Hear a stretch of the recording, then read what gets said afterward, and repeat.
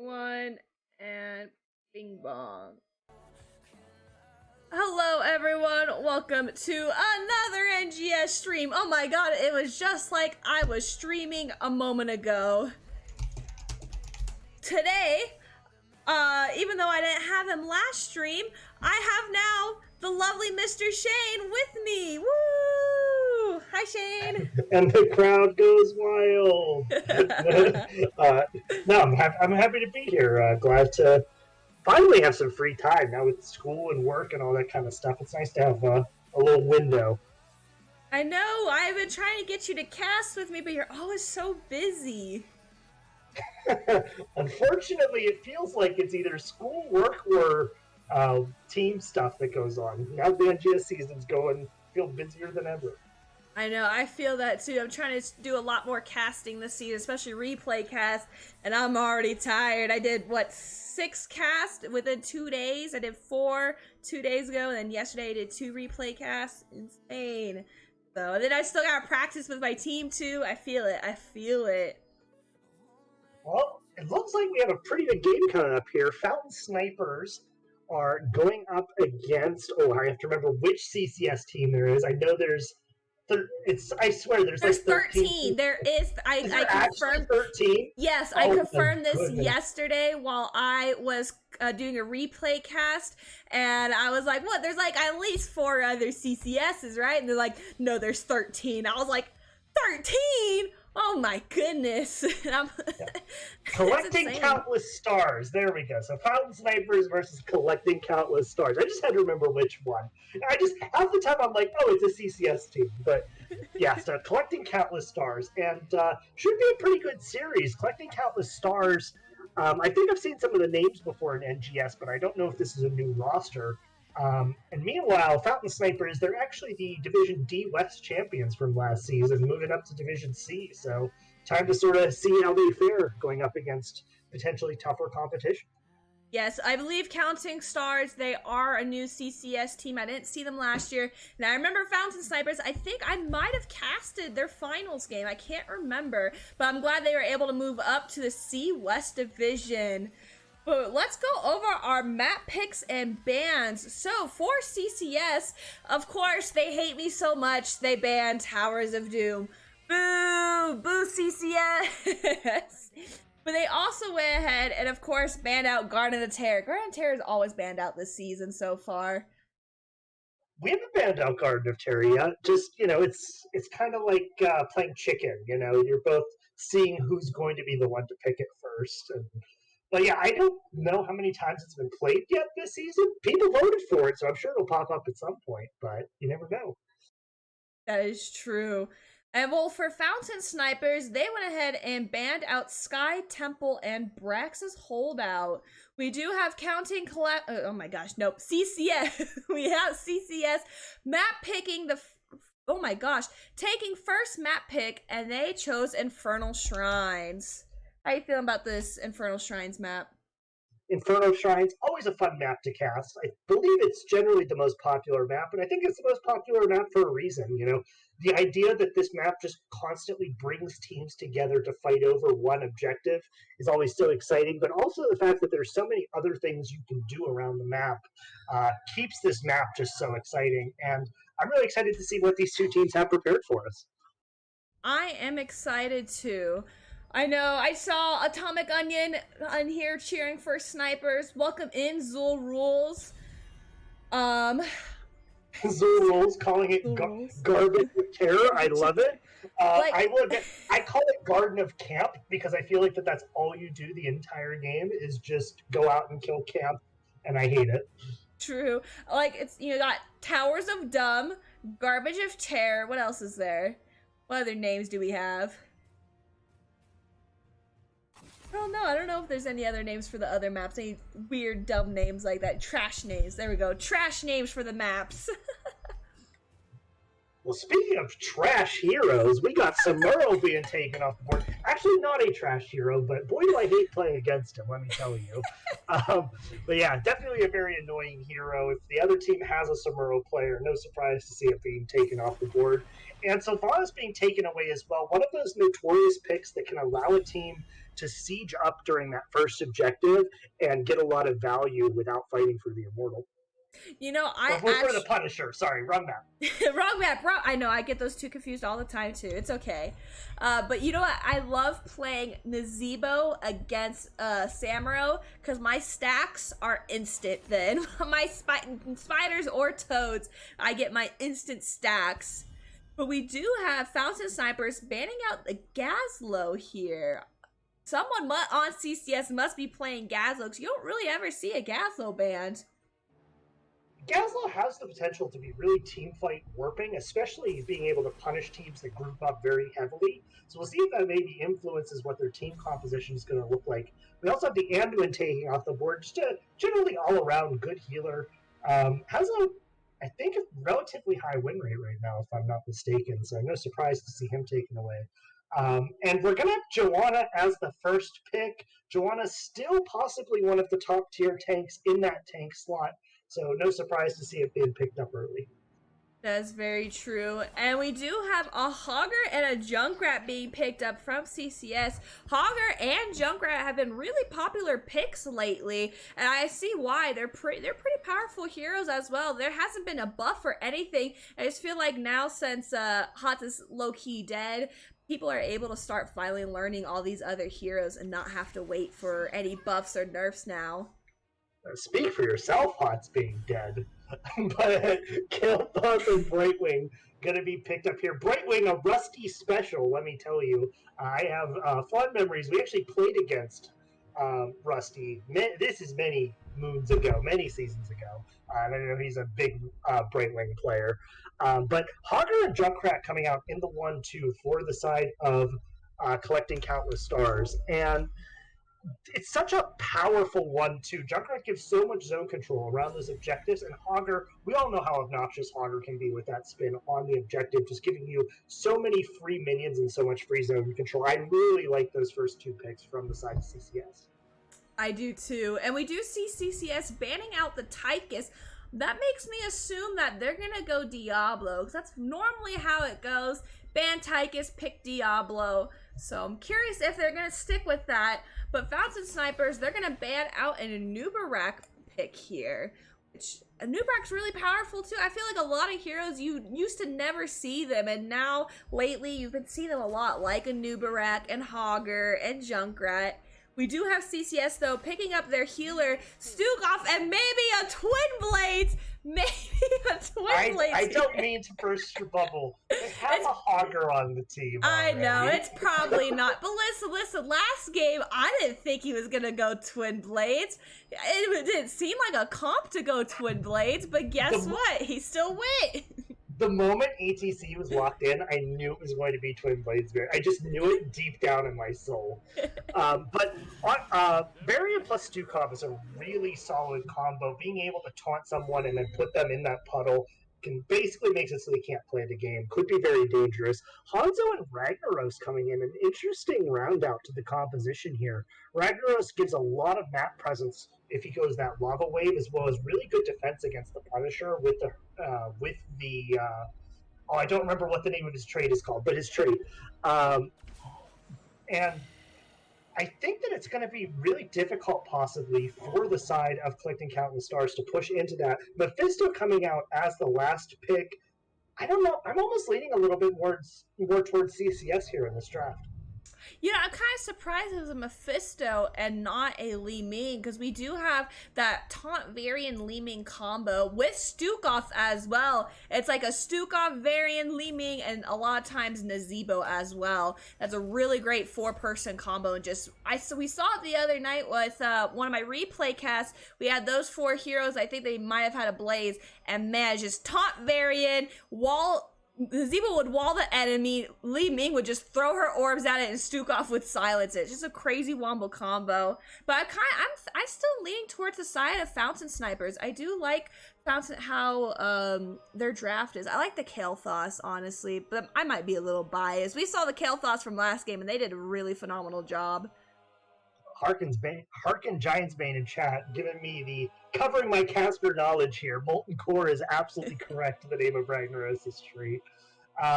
I did want to say, I think the only knock against Li Ning would potentially be around the objectives. All of those little minions being all over the place could prove problematic for Ming to find those angles to follow up on a variant engage. Mephisto may be a little bit more consistent, but you're absolutely right, especially around like those around those camps on the bottom side. Ming could have absolutely wreaked havoc with a variant to sort of set things up for her.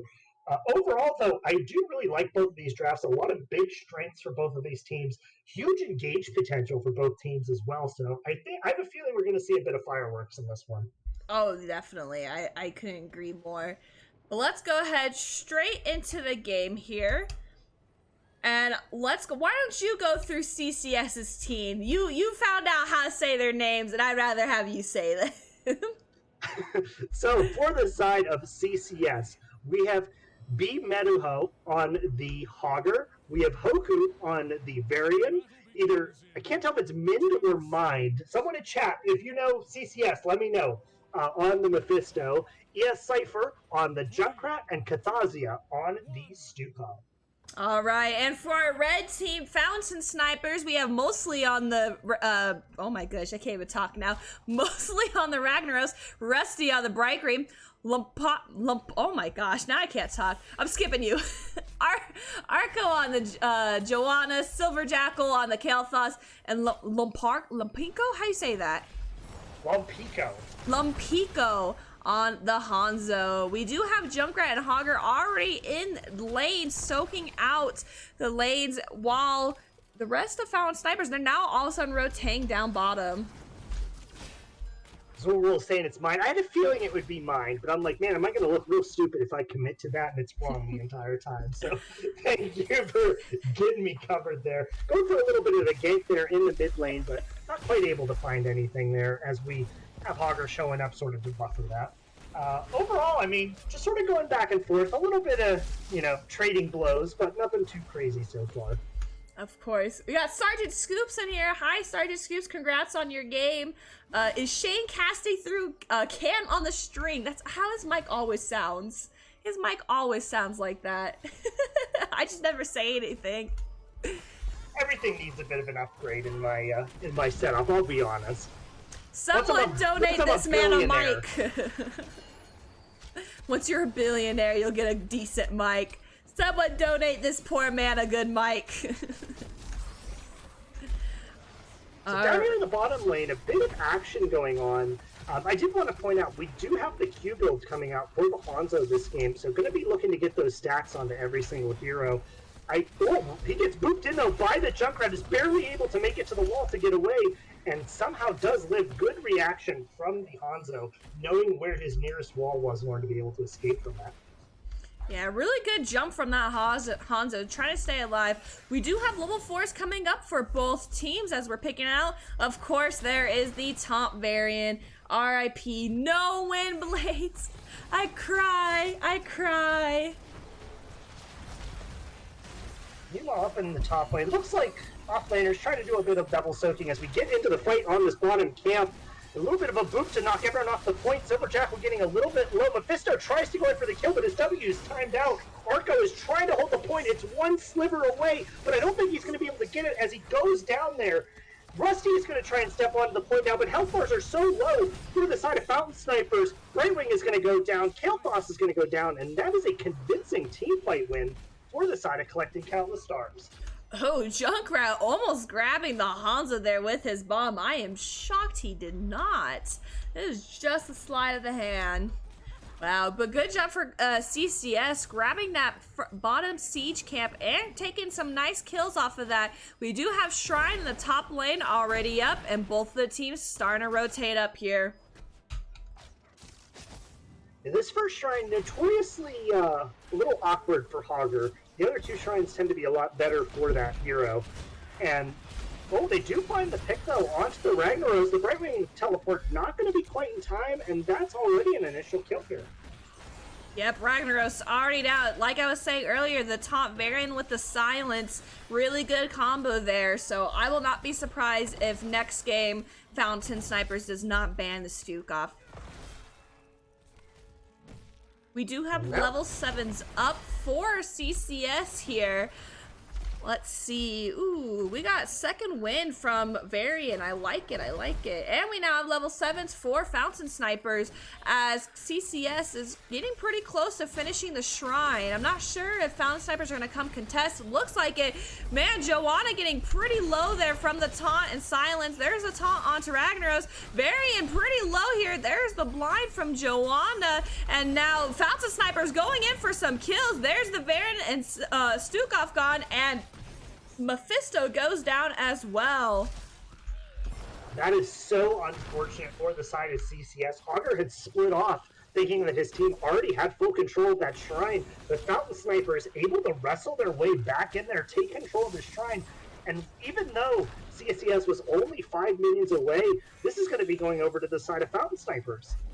Yep, so first ejected, 2 Fountain Snipers going to push out this top lane. We still do see Hogger in the bot lane. He's actually taken the wall, almost all of the wall, but it looks like he's going to start rotating back up, maybe to help his team or just to soak out the mid lane.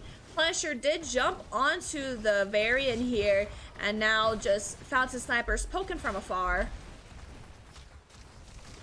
Yeah, it looks like, oh, they find a bit of an engage there. Big stun there from John Cena onto 3 members. They find the Mephisto instantly. Are they going to be able to get the Stukov? They are. Huge jump there from the Punisher. Collects 2 more kills for the side of Fountain Snipers. And now they're maybe going to try and knock this over, but they don't have a minion wave to go with it. Well, Minion Wave's not too far behind. It is a 4v2 as, I mean, Joanna's pretty low, but they've got their level 10s now. They are going to back off, and I'm assuming they're going to head over to the Bruiser camp. Let's go ahead, while we're watching them grab their Bruiser camp, let's go through some level 10s. We do have Pyroblast, Blessed Shield, Dragon's Arrow, Emerald Wind, and Lava Wave. The Lava Wave is going to allow the side of Fountain Snipers to cheat some of that macro across the map whenever there's waves that need to be caught far away. Meanwhile, for the side of CCS, we see the Riptire coming in. Oh my, wait, that was a lot of damage. That was so much damage. We do see the Shockwave coming in from Hogger as well, so no Fortipulp shenanigans this game. We also have the Swipe, the Warbringer, and the Durance of Hate coming out for Mephisto as we see that Lava Wave helping that top lane shove in. You know, and oh my gosh, there's the arrow from Hanzo. Mephisto getting really low. Mephisto missing his ult, pointed in the other direction by accident as he goes down. But we do have Brightwing and Killthoughts getting pretty low here. Looks like we're going to have both teams start backing off as CCS is able to grab their siege camp. Yeah, they got the initial pick there onto the Mephisto, but it looked kind of sketchy there for the side of Fountain Snipers. Huge disengage from the Brightwing to push everyone back with that Emerald Wind, get everyone out safely, and they get the 1 for 0 and a little bit of map control, although it looks like they may end up giving up this bottom camp. I don't know. It looks like Fountain Snipers are now rotating down. Let's see. We do have a Junkrat bomb on there. There's failing swipe from the Stukov. Varian getting pretty low there. See, Varian, if you went, oh my gosh, why can't I think of the other level 10? That's not Warbringer. Shield. Oh my gosh, what is it? I always just call it protection, because that's all it does. It is protection, but why can't I think of the name? Oh my goodness, is it called protection maybe? Oh my goodness. I don't think it is. I'd have to look it up. I always just call it protection, because Chat will tell us. Chat will tell us in 30 seconds or so. Ooh, there's shield. Joanna's all being used. Stukov getting really low. Stukov is gonna die to the Hanzo ult there. There's Hogger coming on in as well. Mephisto ult was used, and ooh, there goes the Brightwing and Joanna as Riptire kills them out. That was a fantastic pick attempt there from Fountain Snipers, but Hogger with an even better flank there on the backline finds the 3-man Shockwave to set that up into the Durance of Hate. And those two abilities combined just held them in place for so long. So much damage went out. And what looked like a really bad situation for the side of CCS ended up going in their favor. Zul rules. He says it's called Keep Protect. He Protect. I like that. He Protect. I like it too. Alright, we do have level 13s coming up for both teams as they're choosing it out. Shield wall. There it is. Similar to Protect. But see, your shield wall would be great right here, Varian. You're getting a lot of damage on you. You just press that W and you live. Especially for this Pyroblast. As Pyroblast is used onto this Varian here, he still will live as he was not that low in the first place. There's Lava Wave coming through mid. There's so much going. There's the Silas. There's a stun to Hogger. Hogger might go down here. There is Unstoppable off of him. And Riptire was used. Hogger finally goes down. Looking... Ooh, Varian onto the Ragnaros. Ragnaros goes down, but so does the Varian. Joanna's pretty low here. Stukov using his silence, killing the Joanna. Both teams back and forth killing. And it looks like CCS is just going right back in. They do only need 4. Looks like they're going for kills. They need to make sure that they get these remainder of the Shrine minions. One more to go, and they will end up taking control of it. This almost looked like a repeat of the first objective with CCS being set up to begin with, but then Fountain Snipers sort of muscling their way in. But CCS, they had something to say about it this time. They were like, this one is ours, not again. This is our John Cena. Oh, wait a minute, huge turrets. It is going to be cleansed out there as Brightwing gets super low there in the background. But it doesn't look like this is going to, they maybe get the fort here, but it doesn't look like anything too crazy. Oh, I don't know about that. Oh my goodness. Oh, Ragnaros using, becoming a big building man. He's going to be able to save his mid fort here. It's very strange. Does the Punisher actually de-aggroes the fort if you use Molten Core on it? I never knew that. I'm going to have to remember that for the future. I'd say I would remember that for the future, but I don't play Ragnaros. I don't think anyone on my team plays it either. Oh, here we go. Joanna going onto the Varian. There's Brightwing using her ult, getting CCS off of the objective. There's Riptire being used. Everyone's ult's just being used left and right now. Pyro hitting the Hogger, but Hogger will live it. Woof. Yeah, a lot of damage going out, a lot of ultimates burned as well, but in the end, nothing actually going down here. These teams really going at it as we see another turret, and it connects onto 2. The Puddle is down to follow it up, but they just can't quite get to it. Mephisto does a whole bunch of damage, but a good heal there from the Brightwing keeps herself survivable in that fight. And once again, you know, a whole bunch of abilities burned, but nothing quite going down. Really well played by the Joanna to sort of hold the rest of the team back so they couldn't follow up on that huge endurance. Yeah, you know, I feel like both teams, both of the healers on each team doing a really good job just keeping their teams alive. There's so many times we're like, oh, they're gonna die. And then the healers are just like, no, you must live. You must go on. So we do have Fountain Snipers picking up that bottom camp, coming away the victors in the end after that. And meanwhile, on the top lane, we actually have a little bit of a push there onto that top wall, possibly opening up a bit as that next objective is going to be in that top lane. So any damage you take up there could prove to be detrimental come this next objective phase. Yeah, I just saw we had Ragnaros using Lava Wave in that top lane. Fountain Snipers are gonna go for their Bruiser camp in the right side, and possibly CCS trying to go for theirs, maybe? Yes, there they go. Stukov starting it off. We do have level 16s for both teams already picked out. I'm curious to see what level 20s are gonna be. Speaking of curious, I'm actually very surprised. Mephisto going to Cube Talon at level... Oh, wait, hang on, we haven't engaged. A Shockwave onto the back line. Doesn't catch the Joanna, though. Joanna is able to disengage, and they're able to back out. I was going to say, I'm very surprised to see Mephisto going to Cube Talon at level 16, especially with all of the W Talons. Not getting that percent damage on 16 is definitely going to hurt against this Joanna. I think he really is the main damage dealer against this Joanna, so... surprising to not see that talent picked up here. Yeah, you know, I was just looking at Kael'Thas's build as well. I am intrigued by his build as well. Normally you see everyone go fire build, you know, little... oh my gosh, why can't I think of it? Oh, whoa, I missed out, but the Brightwing goes down, Hogger goes down, there's ults being used, there's Riptire being used. Kael'Thas having his Mana Addict available, so it helps keep him alive with the shield, but I don't know if he's going to stay alive for that much longer. And he does. What a random... I was not expecting that fight right now. We do have Shrine active as both teams rotate up top for the Shrine. Well, we are definitely right about one thing. There is absolutely fireworks in this first game today. Already a 10-9 scoreline as we're going into 14 minutes here.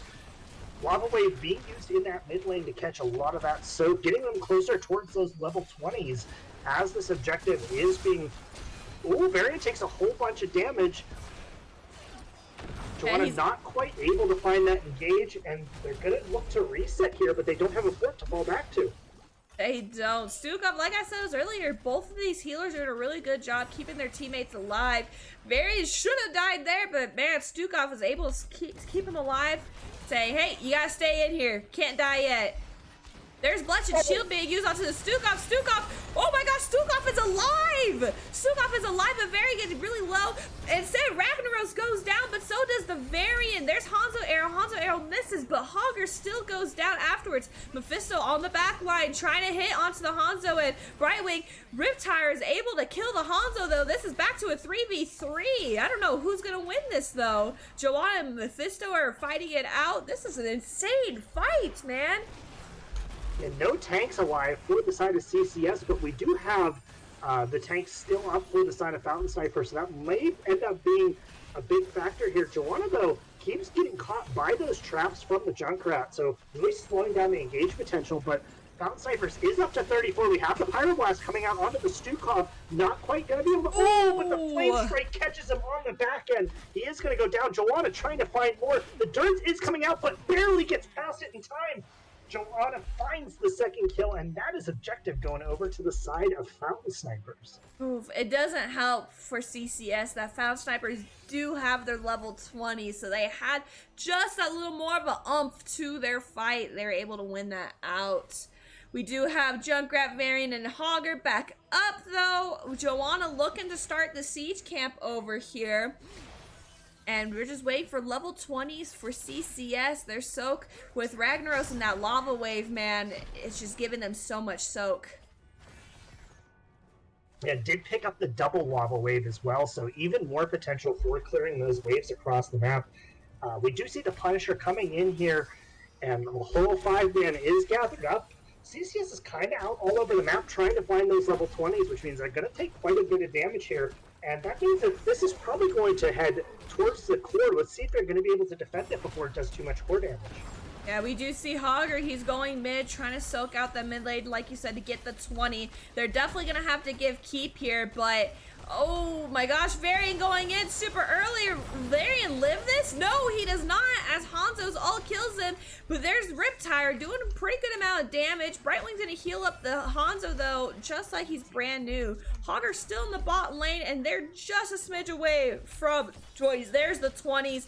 Now Hogger's gonna try to come in onto this fight. Stukov getting John Cena'd on. There's a silence, and this might be GG here. There's Mephisto going in, and Brightwing is down, but Core's at 50% already. There's Roots going on. Joanna is down as well, but it's not gonna be enough as the Core is already poisoned. The mortars come in from John Cena off to the side. I thought they had actually held that, but suddenly the mortars come in and save the game, and Fountain Snipers, they all die for it, but it doesn't matter if it works, and they come away with game number 1. Wow, what craziness that first game was already. This is going to be a super exciting series. I'm excited to see how the rest of the games go. Oh my god, that was an explosive game number 1. These teams came to play today. That was a bloodbath. I'm enjoying this. All right, well, let's go through the game summary. So, for the siege damage, we have 121,000 from Hogger and 182,000 from Ragnaros. In the hero damage, we have 70,000 from Junkrat and 57,000 from Kael'thas. Healing, we have 63,000 from Stukov and 78,000 from Brightwing. In the self-healing, we have 11,000 from Varian and 18,000 from Joanna. And then in XP, we have 22,000 from Hogger and 24,000 from Ragnaros. Level 16 kills to 15 kills, level 20 to level 21. Ooh, man, what an intense first game. Dude, we had my last series I had with Division C East, crazy insane game. And now Division C West, even crazier.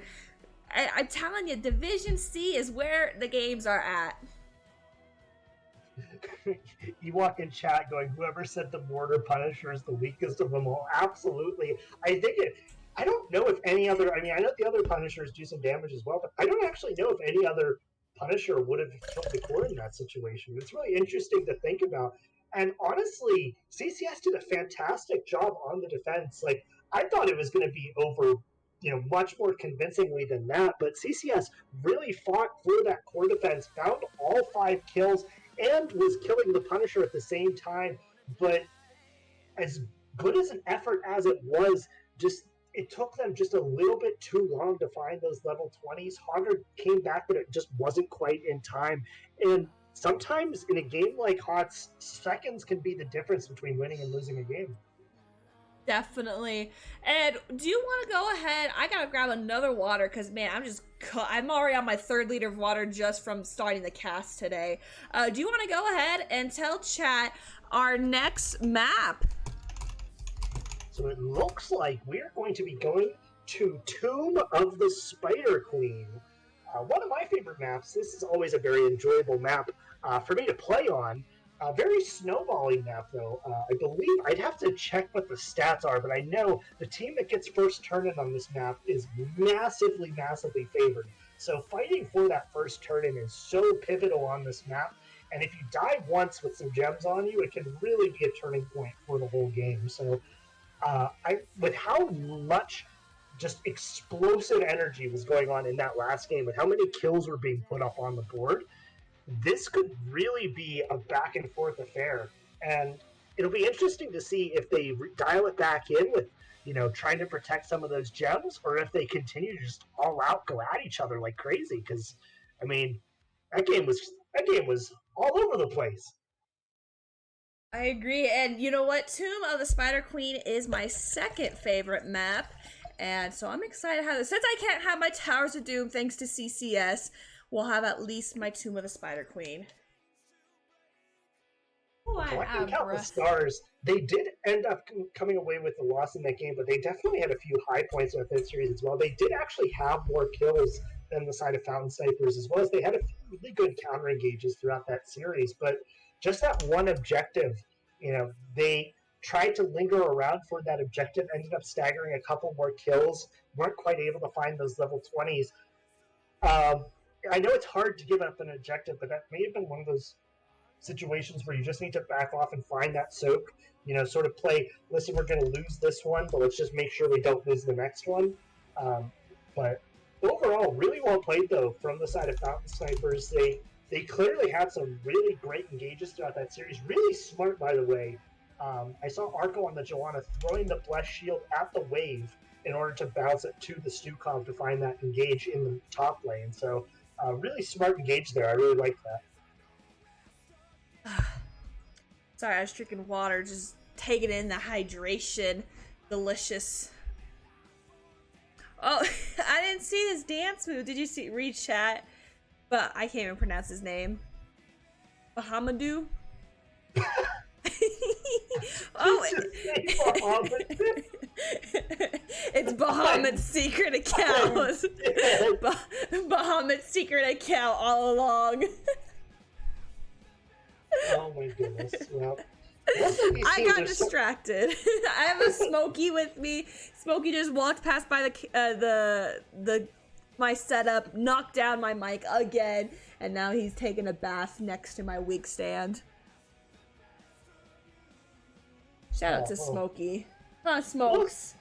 Looks like the teams are starting to get readied up here, so we're just waiting on them to give us the go-ahead here and get into the game. But overall, like I said, I'm really excited, because I know some of the players from the side of Collecting Countless Stars, as well as, Fountain Snipers. They were in my division last season, Division D-West. So D-West pride coming in from the D-West moderator. But I was about to say, you're not in D-West. What are you talking about? No, you're just the moderator. Okay. I was like, wait a second. When did this happen? I just casted one of your games. Hey, I was in D-West many moons ago. That was I think my first season, actually, if I remember correctly. First season, Baby Shane in NGS. Baby Shane drinking the mini Pepsis. That's where you gotta start. That's where the addiction started. That's what yes, the addiction. Oh my goodness. Oh, well. But yeah, I'm excited to see. I know that Joanna was first picked by Arco in game number 1. Tomb of the Spider Queen is notoriously one of Joanna's best maps.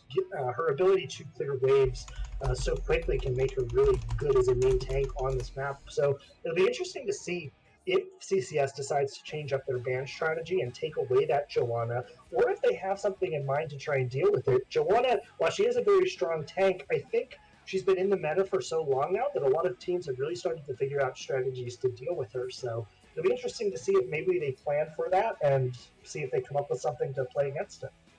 I agree, unless they just ban it out. But I think Joanna's not as strong as she used to be. So, and just like you said, people are starting to learn how to deal with it, so they're not as worried about it. Listen, I still love me a game of JoJo. You know, I think, despite what anyone will tell you, I think Joanna's super fun to play. I just love, especially like if you want to really role play, you go Steed Charge at level 7. And you unstoppable Steed Charge and you just full send it to their team. There's something that really makes you feel like you're leading the charge into battle when you do that. And I just love that. That's fun, that's fun. Alright. Now we are finally getting into our game. One of the members had to take their puppy out to potty. Gotta take care of the animals. But, right, Smokey? He's just laying looking at me. Mischievous with that fluffy fur of his. Alright, we do have CCS with the first pick / first ban. Yeah, I was saying, I think I told Moore before the stream, I had my own, there was a gecko that snuck into my house. I had to, I had to wrangle him into a, I grabbed like a cup from the kitchen and wrangled him into that and covered it and then took him outside and let him go back out there. But not to distract from the game here. So Sylvanas and Gaslow coming in once again from both of these teams. They're banned out first this time when I think Gaslow was banned out second last time. So let's see. Yes. Well, the Anduin banned again, so they're not going to go ahead and target that Joe for the side of CCS. Look right now at CCS, their hero picks, because I'm curious if there's like a high win rate Gaslow there. Look. There must be. I almost feel like I've seen this ES Cypher before in Storm League. And playing it doesn't Gaslow, help me. It doesn't help me with Heroes profile sucks for this season. They're not helping me this season. Well, it looks like they did have a plan to deal with it, Joanna, and the plan was, we're going to take it ourselves. Your move. So let's see what Fountain Snipers has in mind now that the Joanna's been taken away from them. Let's see what they change up. I think they might, you know what? I'm thinking maybe CCS might take Kael'thas again, because this is a pretty good Kael'thas map here. I do enjoy a good Kael'thas here. Well, Chromie going to be coming out along with the Anubarak, so interesting. I do love Chromie on Tomb of the Spider Queen. There's so many rotations between the two lanes, as well as a lot of posturing around those objectives. It can be really easy to find a time loop if someone takes just one step too far forward. And that does mean now, for the side of collecting countless stars, they may have to start considering someone with a cleanse or someone with 5 cleanses in Lucio and the Grey Mage to pair with it. That's if they go high 5. It was just the last game with the Division C East. They had a Chromie on the other team and then Tyrande as the healer on the other team. And I was like, they should have gone Lucio instead of Tyrande. That was the Twin Blades game. And I was like, they should have gone Lucio instead of Tyrande. But it didn't matter because they still won it. Go Wind Blades. I hope Wiggity watches my game. I hope he watches it. See how much I cheered him on. It's all right. We'll talk after the game about getting my points back. I'm definitely not going to shake you down for those points. We'll do some points.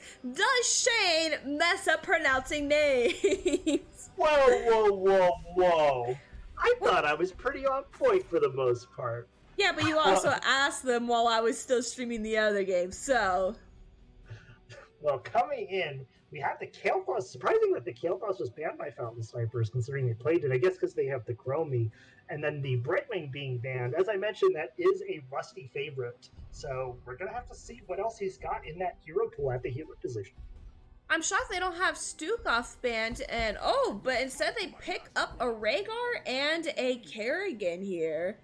Well, somebody call Sonics. Let him know somebody's playing Kerrigan.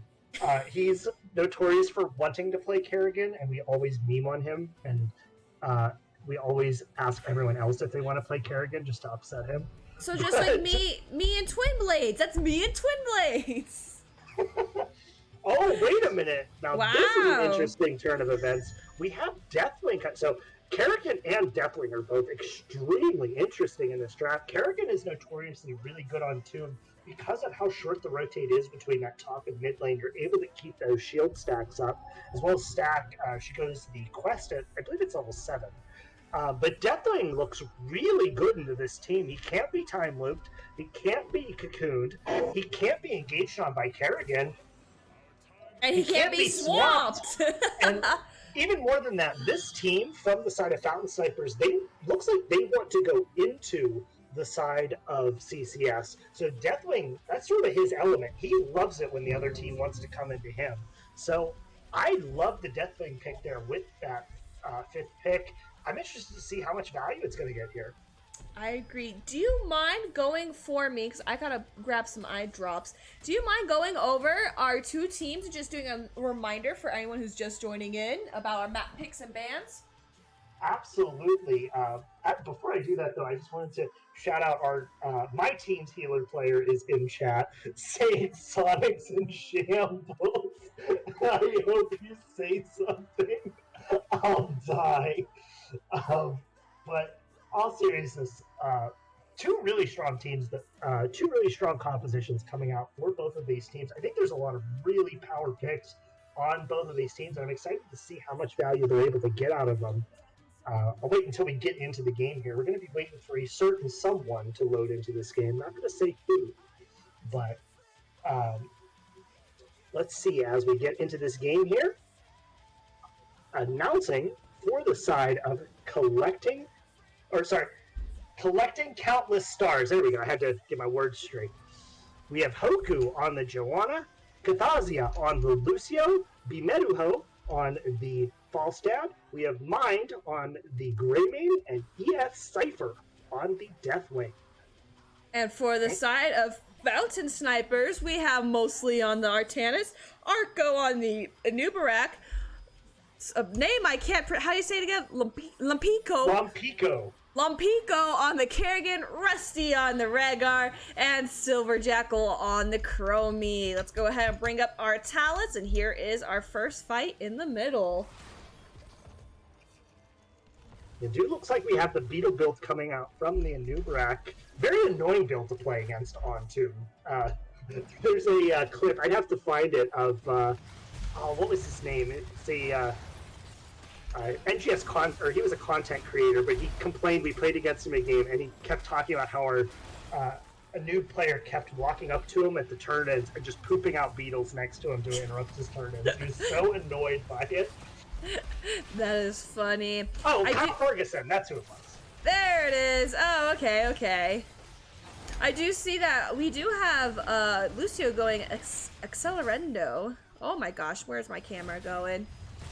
So that's the same build I go. I used to go a different build. I can't remember anymore. And then my teammate Jazz, shout out to Jazz. He's a really great Lucio player, and he showed me a different build. And well, wait a second, Hoku. Ooh, he was getting pretty close to death there. Scared me there. But yeah, shout out to Jazz for giving me a new Lucio build to play with a long while ago. I've been playing with this new build a long while ago. I haven't even touched my old build in a hot second. Yeah, Lampico on the Kerrigan showing up in the early game, putting out a whole bunch of damage there onto that Joanna on that gank. Well, they do see the Joe out above them, going to put a whole bunch of damage in. The Unstoppable is still there, and they're not quite able to break it for the Kerrigan to combo. So, gonna miss out on that one. I am realizing we have the Deathwing in the top lane and the Falstad bot lane. Interesting little mix-up here, as it looks like Falstad kind of taking over that off-lane role. And speaking of interesting, in terms of builds, we have auto build Falstad and cocktail build Greymane. Interesting, huh? Definitely weird builds this series.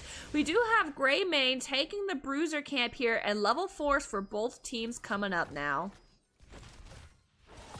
See, found snipers. Oh, sorry, go ahead. Yeah, I will say, in this mid to late game, Deathwing may actually have a bit of trouble playing these team fights, especially if Artanis goes the mean beam at level 10. Dropping that beam onto Deathwing just makes it so he can't do...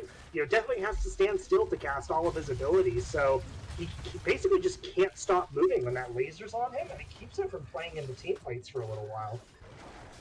Yeah, well, we do have Found Snipers grabbing up their Bruiser camp as well for the mid lane as they clear out CCS's Bruiser camp.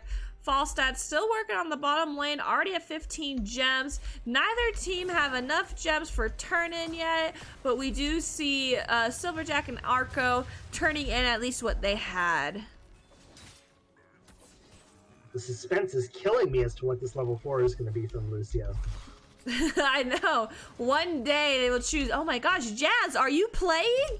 There it is. What? What is this? Off the wall? Oh, okay. All right. All right. Oh, hold on. We got a bit of an engage here into mid lane as this camp crashes. Looks like the side of Fountain Snipers might find a decent amount of value here as they pull in. The Joanna get a whole bunch of damage, but is able to use that unstoppable to get back out of there. Well, also Lucio doing a really good boop there, helping Joanna get back in, because Joanna was getting blocked in by Fountain Snipers. They were not letting go anywhere, so that boop really helped the Joanna get back into that wall.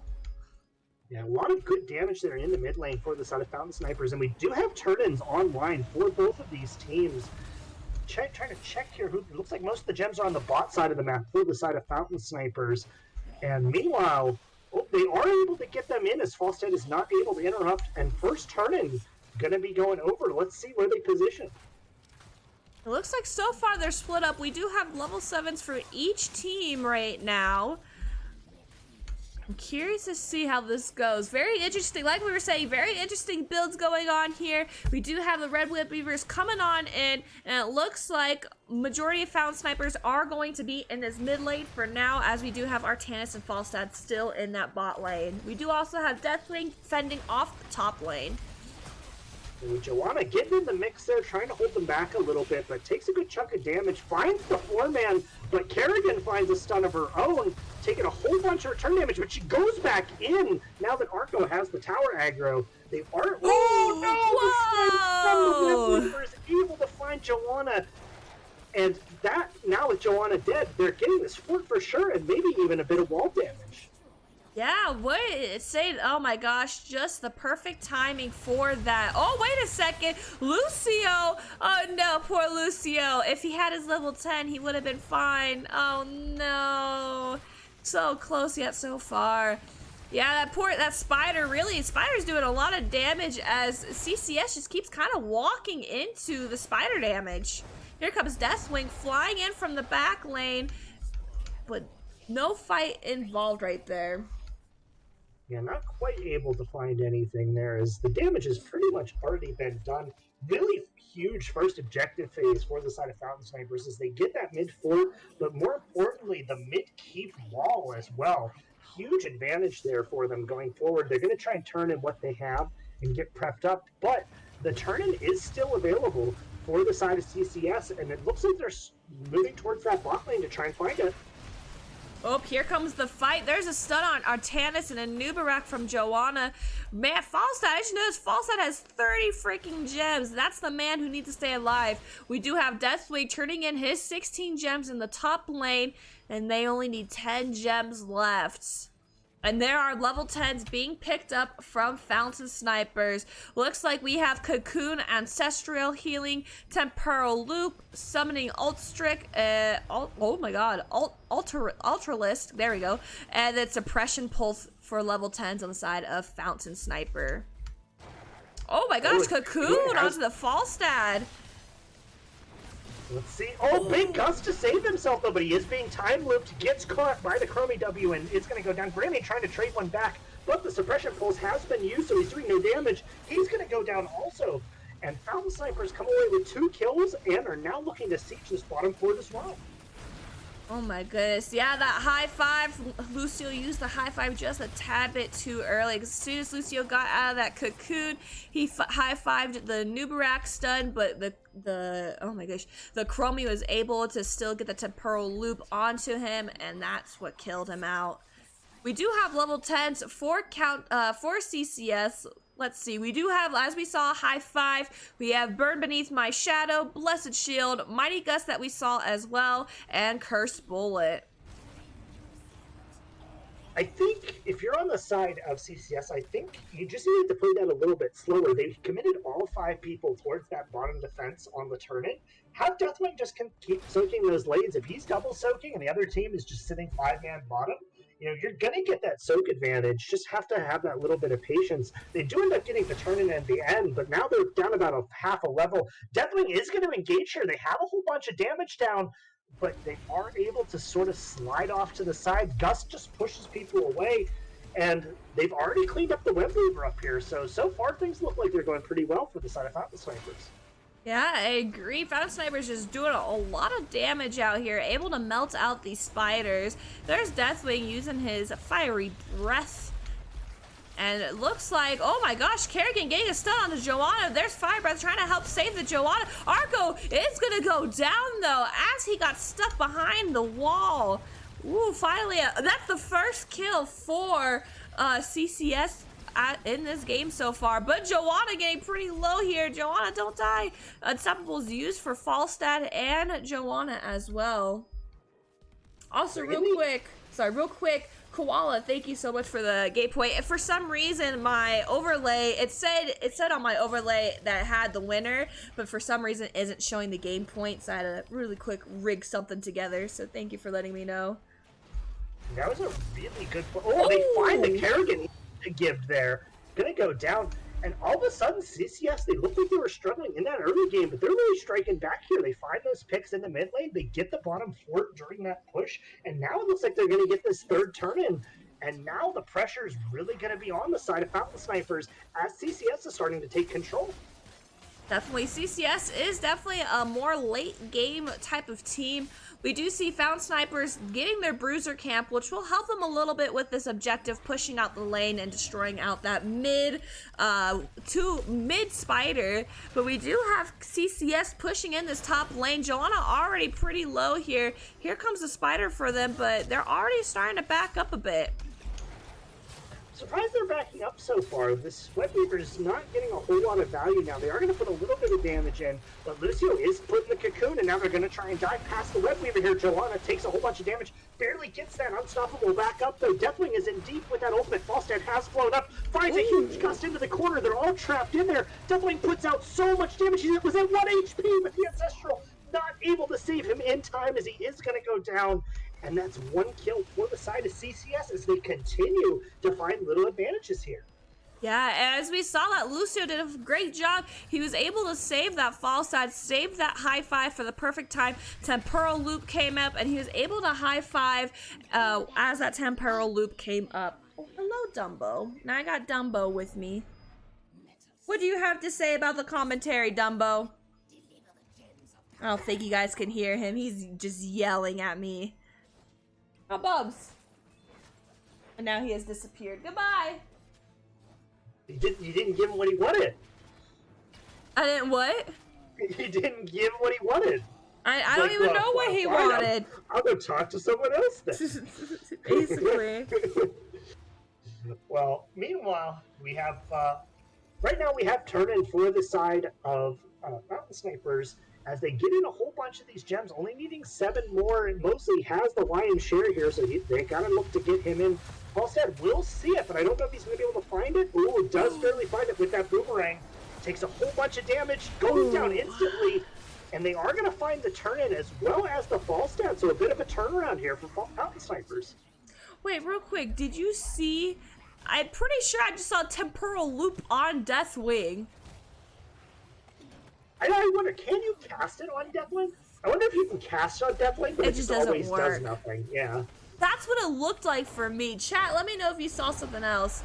Also, Hector, this is not the NGS channel. I don't have exclamation mark co-caster. So thank you, Koala. You should know who this is, Hector. It's Shane. You got his Chen bot drinking Pepsi. You got his cannon string microphone. Of course, it's Shane. I'm always happy to see you, Hector. Good to have you here. We have Falstad looking for the flank. Gus finds two, and a huge fire breath here from the Deathwing finds so much damage. They're able to find the carry. It's melting everybody. So much damage. ES Cypher popping off in that fight with that damage. They find 3 kills there and are now able to go up and clean their other lanes. That was crazy there. Deathwing just doing a crowdload of damage. CCS doing a good job getting these kills, but man, they're still behind on the siege damage here. And that's what you really need in the end of the day is all the sieges. They are looking to grab this top fort finally, but we still have bot lane with Webweaver pushing that in. Falstad is there to try to stop it, but the wall still goes down. I love this combination of Falstad gusting people into walls and then the Deathwing blowing fire over them. And you know what? Once this level 20 comes in, imagine a wind tunnel plus the Deathwing Q. They're just not able to move away from it. That could be absolutely deadly. Ooh, this turn-in is scouted out here in the top lane. Let's see if Fountain Snipers, they are using the ult, so it looks like they want to commit to this defense here. Yeah, it looks like they are, but now we do have CCS rotating bottom, looking for a bottom turn-in. They do have enough for their turn-in, but Fountain Snipers does not have enough for their turn-in either. There is CCS's turn-in, and we'll have another Web Weavers for them. Oh, and it looks like chat said, you know, when we thought that Deathwing got the temporal, they're saying that it was on Falstad, but then Falstad died. Oh, okay, that would make sense. Yeah, I was going to say, I didn't actually think you could even cast Temporal on Deathwing. I didn't think so either. Overall, though, this was a really good job by Fountain Snipers to make sure that top lane is pushed all the way back into CCS's base, but looks like they're going to look for this mid lane siege. They've done so much damage to it already with that amateur opponent for the side of Artanis, but they're pushing in. The Cocoon has been used on the Lucio in the back as Anubrak finds a big stun there onto the Greymane, gets out at 130 health there as Deathwing flies over the fort there, and a good hold so far from the side of Fountain Snipers, but it looks like it's not quite done yet. Nope, we still have Deathwing using his fire breath. There's high five being used. Joanna also just trying to get some damage to temporal loop onto the Falstad, but Joanna goes down here, and CCS is gonna have to back out from this. What a crazy fight there, man. I started chat saying you can cast Temporal Loop on Deathwing. I thought it was one of those things that you literally can't do, because it's like the game telling you, no, you don't want to do this, you can't. Like, I know that, I tested this in ARAM today, you actually can't cast Rainer's E unless you're missing HP. Huh. Oh, so, yeah, you can't do that. There's certain things like that. There's another one, like you... Oh my gosh, there's another one. I can't think of it on top of my head right now. Like, you can't cast high five. If all 5 of your members have high five down, it will not let you cast high five. Well, yeah, because there's a cooldown timer. I would assume that would be the case. But, like, it's like that. Oh, Cocoon onto the Lucio. Greymane trying to get the Lucio out. Here comes Deathwing jumping on down in here. And Fountain Snipers are going to back up a little bit here. They saw a Deathwing coming in and said, nope. That was actually really smart from the side of CCS. They sort of staggered their attacks onto that Cocoon to make it really hard for the Kerrigan to judge when they were going to come out. It makes it so that the Kerrigan can't full combo the person if they can't predict exactly when they're going to come out.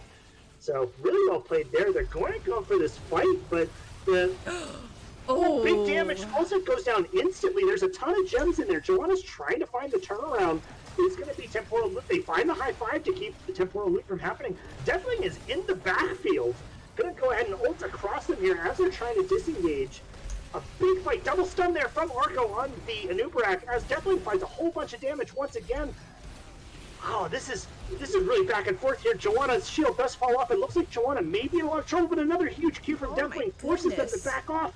Joanna's so low, Lucio able to speed them out.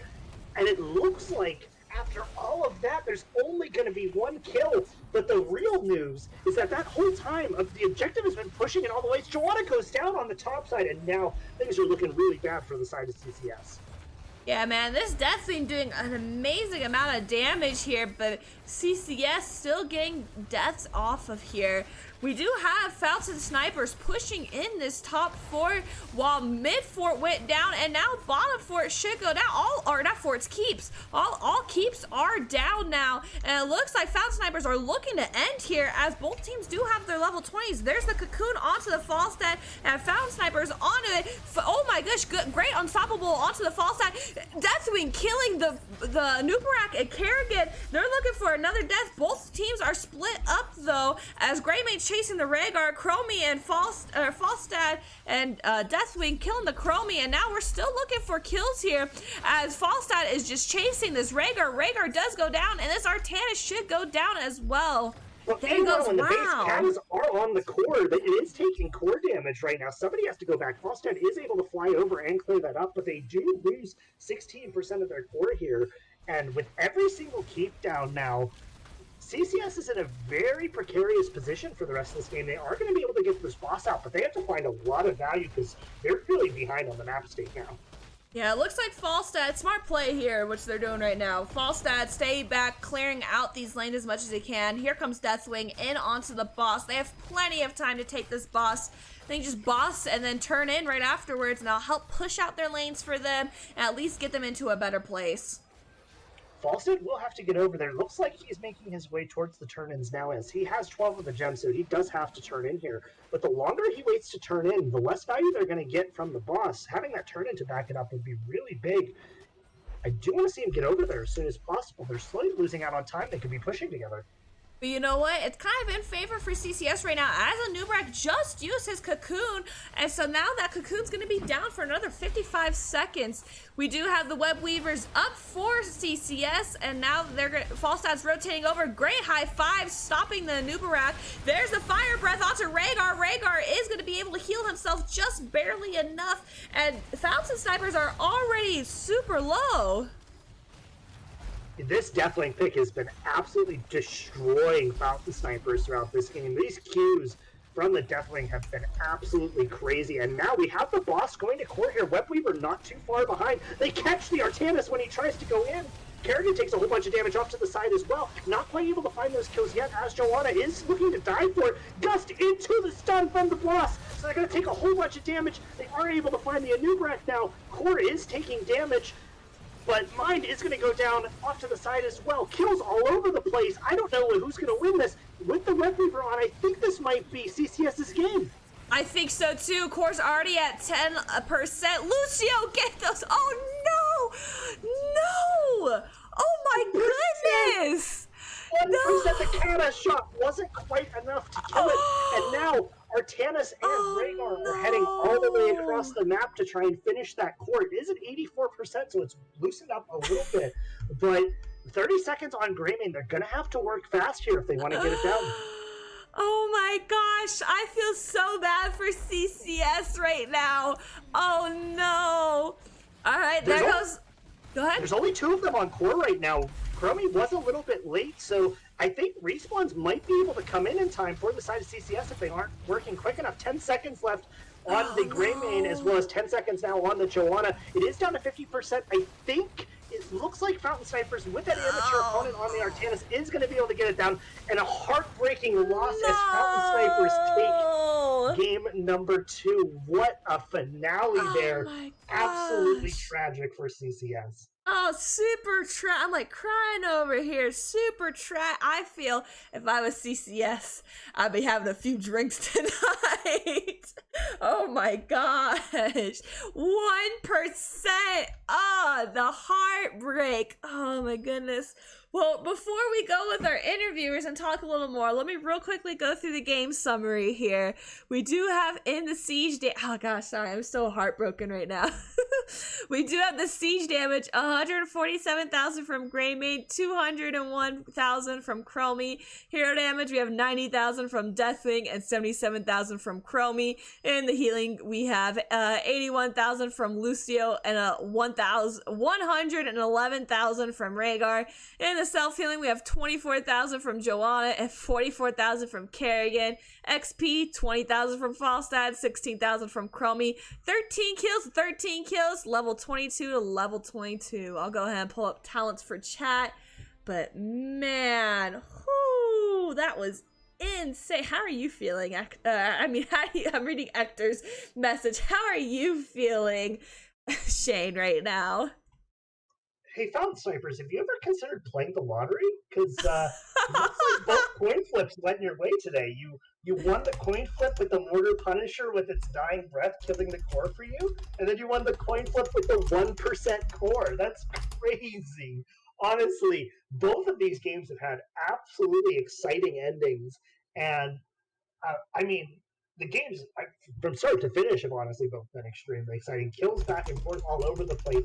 But to have these games end these way, I mean, it's super exciting for us as a caster, but I'm sure it's absolutely heartbreaking for the side of CCS, knowing that these games were so close for them. You know, game number one, they had such bright moments, and just at the very end there, they just barely weren't able to save that core. And in game number two, they were right there, 1% away, just that little bit more, and they would have had it. It's such a heartbreaking way to lose. My heart absolutely goes out to them, but definitely a well-deserved win for the side of Fountain Snipers as well. Yeah, that was very rough. Oh, CCS, all of our hearts go out to you for that 1%. Oh my goodness. But well, let's go ahead and switch over lobbies, and let's go greet our winners for the night.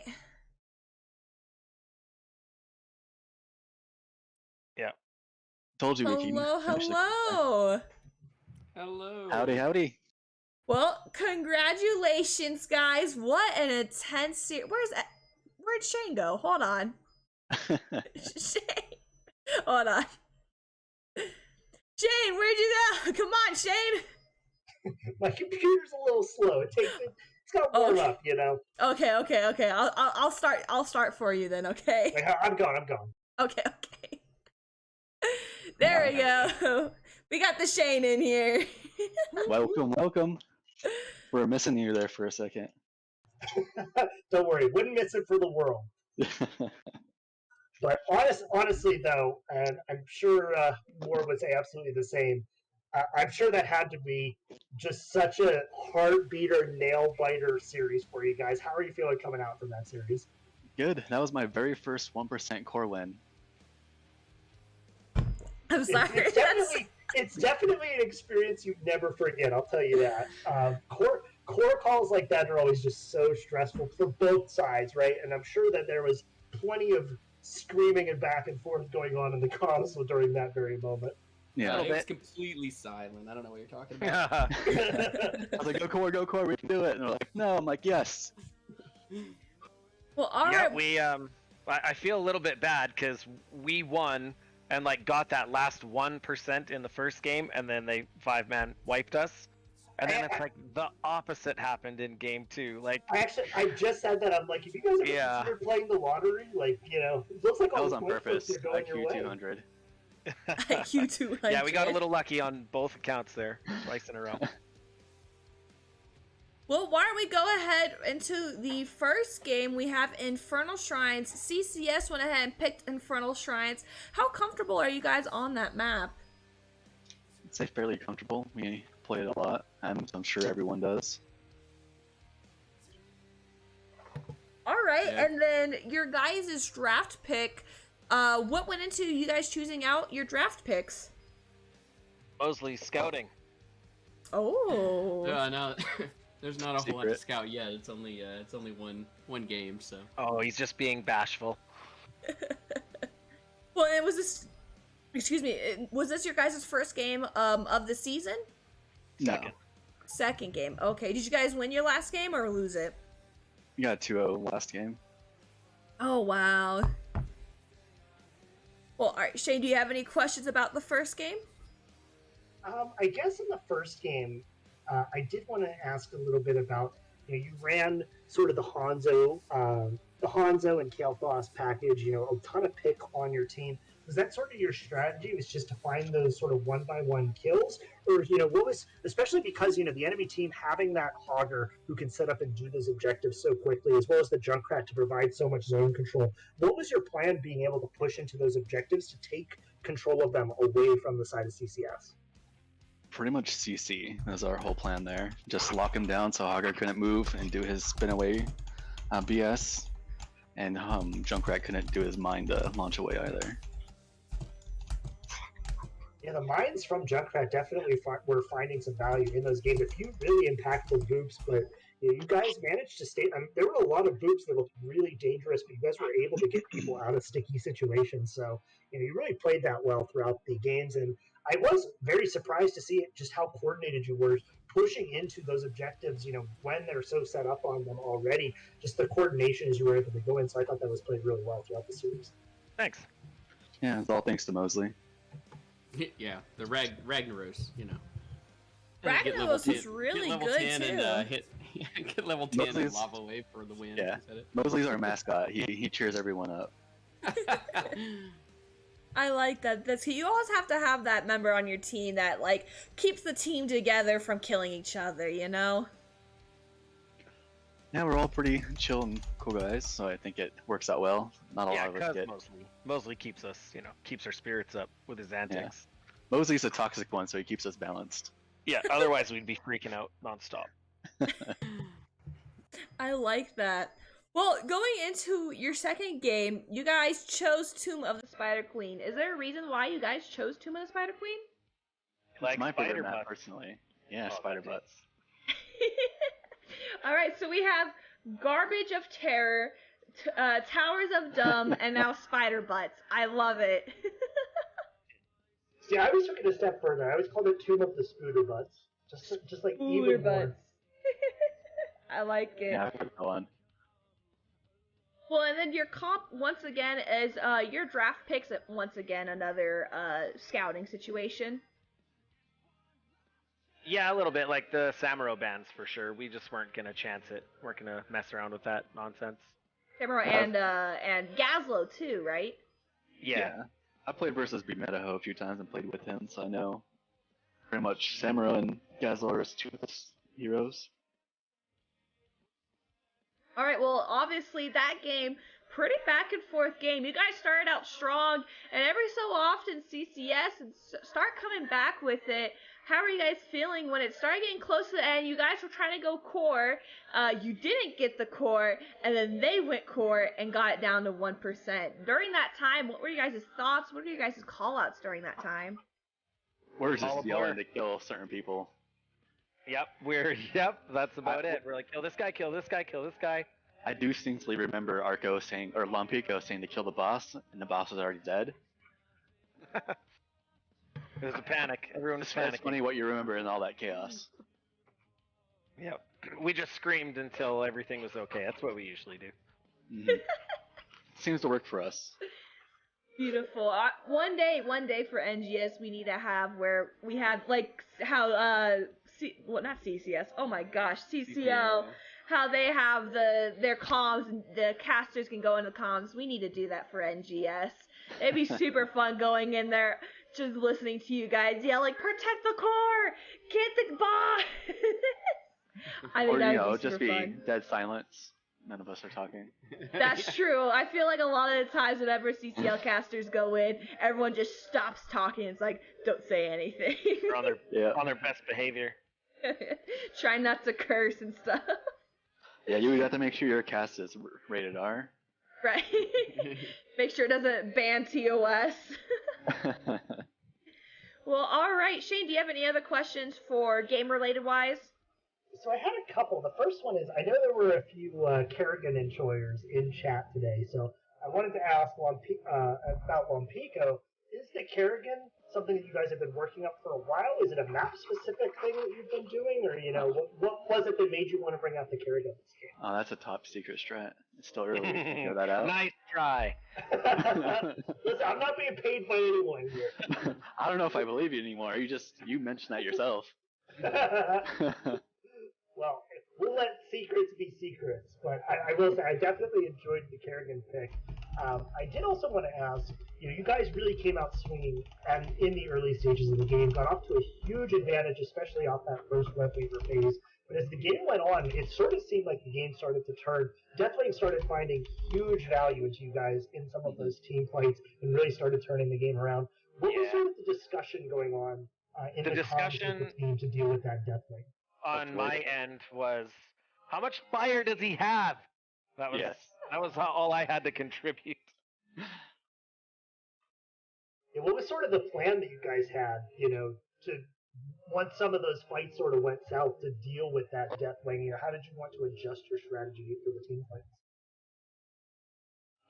Really, we mostly just discussed we need to start avoiding it, at least the fire, and just get a kill as fast as we can and back out if needed. Gotcha. I was just curious because I know that it really seemed like it was turning the game around in some of those fights, especially post-16. Configuration is just such an annoying ability to deal with. So I'm sure you guys were feeling it about that too. I know there was one fight in the top lane that Silver Jackal kept getting fire breathed on the entire time by Deathwing. Yeah, I kept calling him like, oh my gosh, he's messing me up. I respect the same. Yeah, we didn't really have a plan. We're all a little bit melee heavy, so we kind of paid the price for that, I think. And that was really it for me. So, Moore, I didn't know if you had anything else you wanted to ask. Of course, I have my ending questions that I always ask. So, first of all, where did you guys get your team name and team logo? It was pretty much when they patched it to where fountains were invulnerable, so we decided to be Fountain Snipers, and we did a Nova with a fountain. And whoever has the most deaths has to do a fountain portrait. Yeah, and then Me Ding, aka Atomic Onion, did like the logo. He actually spent a bunch of time in the game in try mode till he got like the shot and the angle and of Nova sniping at a fountain. So. Nice. I like it. All right. The second question is, do you have any advice for anyone who wants to join NGS or any of the lower divs trying to move up in divisions? Practice, and don't worry about it being considered a dead game. Everyone has fun with it. Yeah. Queue times are still good as far as I can tell. Yeah, for a dead game, there's a lot of people still playing and watching it. I don't know. I had to wait almost 5 seconds for an ARAM the other day. Oh my that's gosh. ridiculous. Yeah, I'd say practice, and Icy Veins is good for new players to see what the common builds are. We've actually been playing, this is our 4th season in NGS, and we've gone from Div E to Div D to now Div C, and so a lot of it is just consistent people on the team and practicing a lot, like they said. And get a coach. Doesn't hurt to get a coach. Oh yeah, definitely. Mosley's putting himself out there. He wants to be a coach. No. Well, all right. I can only scout. That's it. That's the only thing I can do. Hey, scouting's still a lot though. That helps out a lot. Get a scouter on your team. There's some. We'd be lost without him. Spreadsheets. Lots of spreadsheets. Trust me, as a scouter, I know how much work it is to do scouting. So,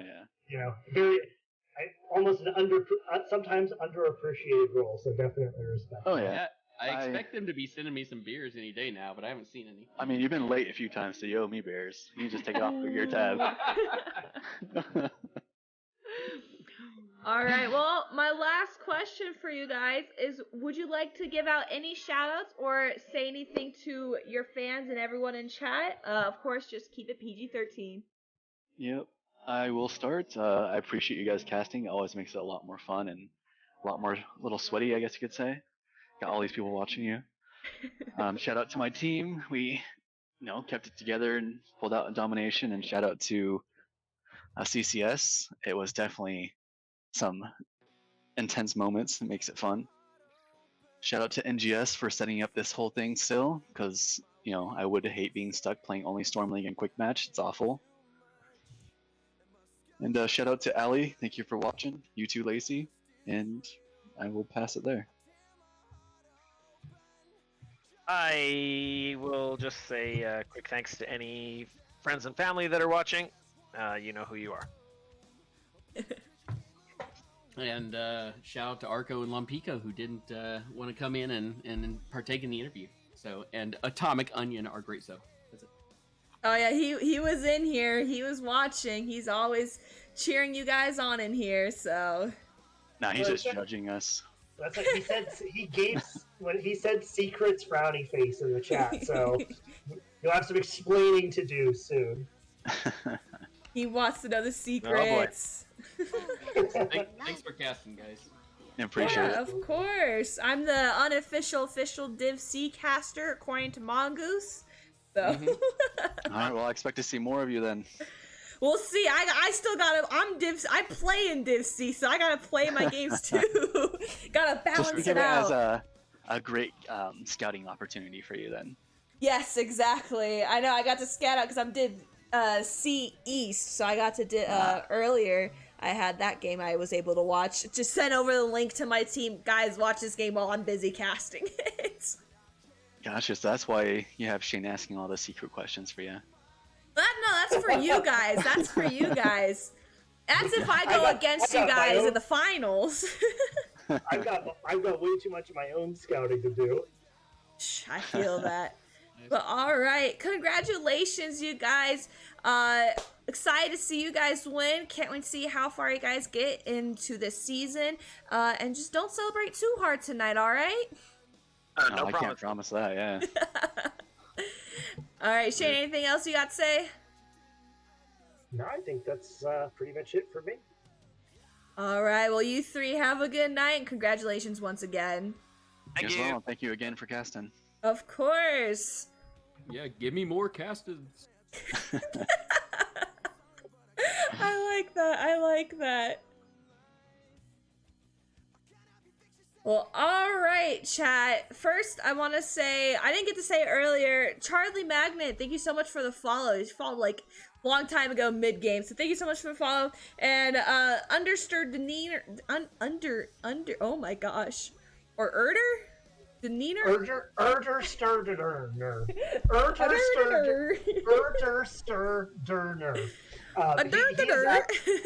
He was actually your last interview. Yes, he was. Oh my goodness. Well, thank you so much for the follow as well. Also, Smokey's in front of the screen where I could actually see everything that I want to say. Excuse me, Mr. Butts. No, don't sit down. Oh my goodness. Smokey, I'm putting you on the floor. Thank you. Oh my goodness, cats, I'm telling you. I also want to say, Ronan, if you're still in here, thank you so much for the prime sub. I'm 7 subs away from the goal to stream Cold of Lambs. But thank you so much to NGS. Thank you to all of the teams we played tonight. We had our Division C East first. They did a phenomenal job. Hot Stads versus Protectors of Ire. If you guys did not see that, go watch the replay. I'll post the replay here soon. Go watch it. It is a serious, intense 3 games. And then thank you so much for collecting countless stars, and Fountain Snipers for a great series as well tonight. I also want to say thank you so much to Shane joining last minute to cast with me this last series for tonight. Of course, I always love being a good cast, and I think this was definitely a great game to jump in on. Some very exciting finishes, absolute bloodbath of the game, and definitely a lot to talk about. So I'm really glad I was able to join you for this one. Of course, I always want you to join with me. Shane the Train, my Pepsi drinking panda. Speaking of which, I think I think that's what I might be hitting the fridge after we wrap this up here. We'll see. Oh my goodness. I also want to make one more NGS announcement. Hold on, I gotta find it. Where's caster section? Why is my controller not working? I want to say, where is it? There he is. For anyone who's interested, we have the first Heroes International qualifier for NA that we're running. We have the first qualifier from August 27th to 28th, and the second qualifier from September 10th to 11th. Qualifier 3 and final one, September 17th to 18th. So if you guys want to sign up or see it, keep an eye out for that. Heroes International, it's, I believe, also on our website as well. Nexus Gaming Series is it .org, I think, or .com? I'm always bad at this. I think it might be .org. It's .org. Do not go to NGS.com. I learned that the hard way. So. Honestly, great. I would highly recommend tuning in to watch that series if you're not playing it yourself. You know, going to be some really great teams playing that. Only the top 3 teams from North America make it, and it's a huge cash pool tournament. So there's going to be some really good teams playing in that tournament. If you want to learn a lot about HOTS, that's the place to do it. So highly would recommend tuning in. I agree, and hopefully I'll be casting some of it. I'm still waiting to see who the casters are, but hopefully I'll be able to cast it. So if you like my casting, and maybe Shane here can co-cast with me, depending on his schedule. So hopefully we can figure something out. But yeah, so check that out. And if you guys have money and you like NGS, go check out our Patreon and support NGS's Patreon. Other than that, Shane, you got anything else to say? Don't forget to tip your waiter/waitress. I like it. I agree. Don't forget to tip your waiter or waitress in America. But all right. Thank you, chat. Thank you, everyone, so much for coming on in and watching our cast today. I will be casting... not tomorrow. Tomorrow's the one day I will not be on my computer, but I definitely have a few casts this week, as I do have my games and scrims that I do stream as well. So in that, thank you everyone for watching. Thank you to all the teams, NGS, etc. And I hope everyone has a good night. Bye!